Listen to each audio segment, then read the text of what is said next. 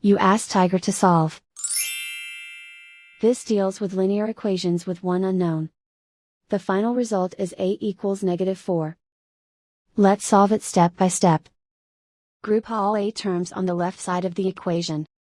Add 9a to both sides. Group like terms. Simplify the arithmetic. Group like terms. Simplify the arithmetic. Group all constants on the right side of the equation. Add 11 to both sides. Simplify the arithmetic.